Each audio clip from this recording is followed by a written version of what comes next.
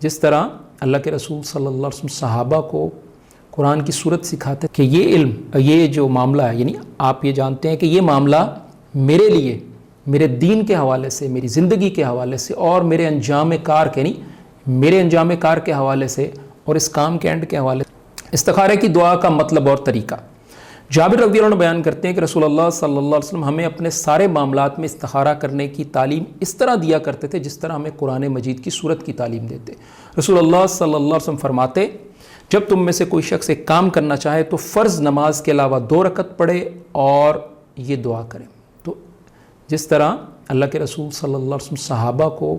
قرآن کی صورت سکھاتے تھے، اسی طرح آپ نے استخارہ سکھایا۔ تو ہمیں بھی چاہیے کہ ہم اپنے بچوں کو اور اپنے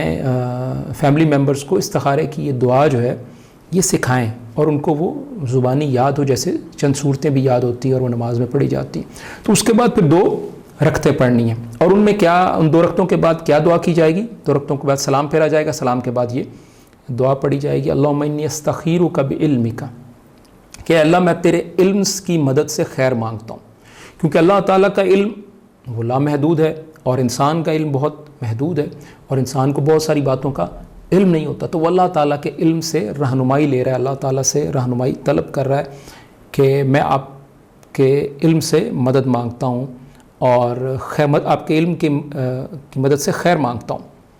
اور پھر فرمایا وہ استقدرک بقدرتک، اور میں تجھ سے تیری ہی قدرت کے ذریعے سے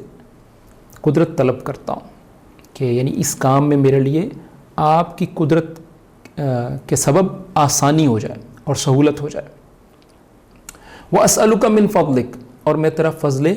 عظیم مانگتا ہوں، یعنی اس معاملے میں میرے پر آپ کی عنایت ہو جائے، کرم ہو جائے، رحم ہو جائے، مہربانی ہو جائے۔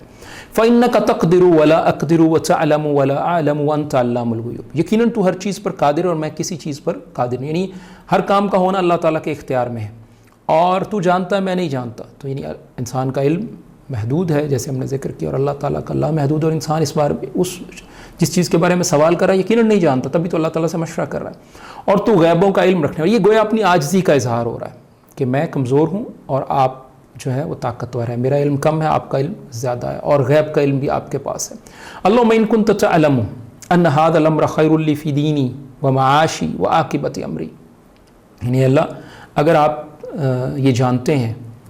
کہ یہ علم، یہ جو معاملہ ہے، یعنی آپ یہ جانتے ہیں کہ یہ معاملہ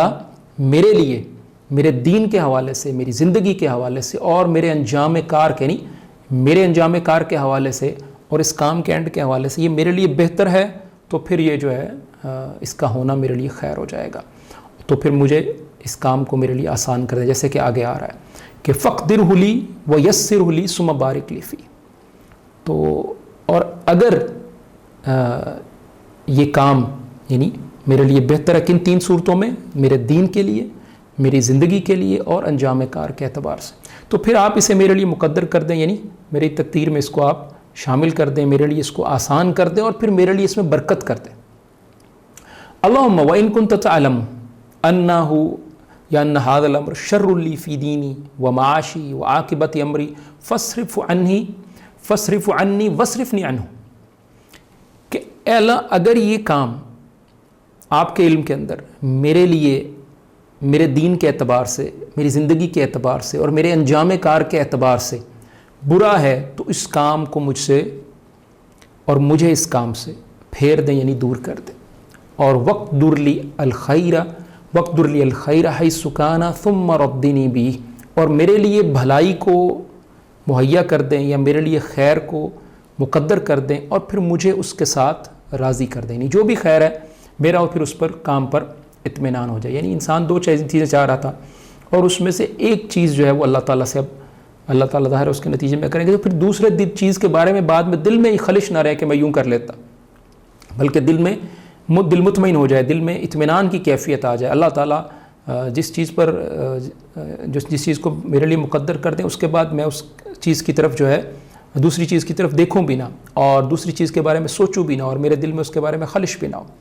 اور پھر آتا ہے وہ یسمی حاجت، اور وہ اپنی ضرورت اور حاجت کا نام لے، یعنی حاضر الامر جب کہے تب، یا جب یہ دعا کر رہا ہے تب جو ہے جو بھی معاملہ ہے اس چیز کو، اس کا نام لے اور اللہ تعالیٰ کے سامنے بیان کرے۔ صحیح بخاری 1162، یعنی 1162 نمبر حدیث ہے جس میں یہ الفاظ اور طریقہ بیان کیا گیا.